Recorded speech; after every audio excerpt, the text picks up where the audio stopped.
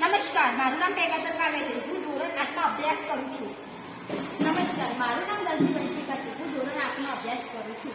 તો આજે અમે તમને સિક્કો ગાયબ કરવાની પ્રવૃત્તિ બતાવીશું. તો કેવી રીતે સિક્કો ગાયબ થાય છે હું તમને એ બતાવીશ. તો જો સૌપ્રથમ અમે પહેલા એક કાચનો ગ્લાસ લીધો છે, એક સિક્કો લીધો છે અને એક કાગળ લીધું છે અને આ રૂમાલ લીધો છે. તમે જોઈ શકો છો.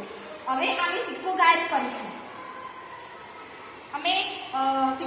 અમે ગ્લાસના ઉપર રૂમાલ નાખીશું અને હવે સિક્કો ગાયબ કરીશું. ઓમ બ્લિંગ બ્લિંગ બ્લિંગ બ્લિંગ છૂ, સિક્કો ગાયબ થઈ જશે. તમે જોઈ શકો છો સિક્કો ગાયબ થઈ ગયો છે. તમે પણ જોઈ પણ શકો છો કે રૂમાલમાં પણ સિક્કો નથી અને હાથમાં પણ સિક્કો નથી. હવે સિક્કો લાવીને બતાવીશું. ઓમ ગીલી ગીલી ગીલી ગીલી છૂ, તમે જોઈ શકો છો સિક્કો વાપસ આવી ગયો છે. રૂમાલમાં પણ સિક્કો નહોતો, એટલે તમે જોઈ શકો છો આ સિક્કાની પ્રવૃત્તિ છે.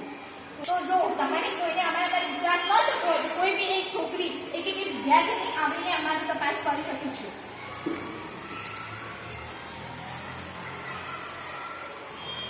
તમે જોઈ શકો છો અમારી કેટલી વસ્તુઓ છે: રૂમાલ, ગ્લાસ, કાગળ અને સિક્કો. હા, તો તમે જોઈ ને 4 જ વસ્તુ છે અને તમને રૂમાલનો સિક્કો દેખાય છે ના. તો હવે અમે સિક્કો ગાયબ કરીને બતાવીશું. જોઈ લો.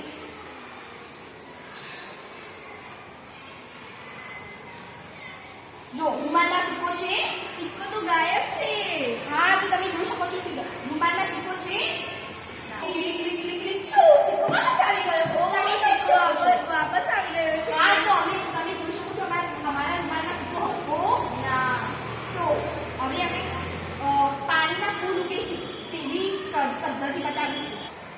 કાગળમાંથી બનાવેલું ફૂલ જે કેવું કામ કરે છે તેની માહિતી આપણે મેળવીશું. તો અમે કાગળમાંથી એક ફૂલનો શેપ કટ કર્યો છે. હવે આ કાગળની 4 પાંખડીઓ આપણે ફોલ્ડ કરી દઈશું.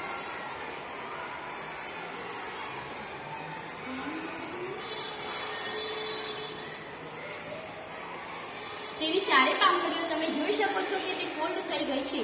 હવે આને આપણે પાણીમાં મૂકીશું અને શું થાય છે તે જોઈશું.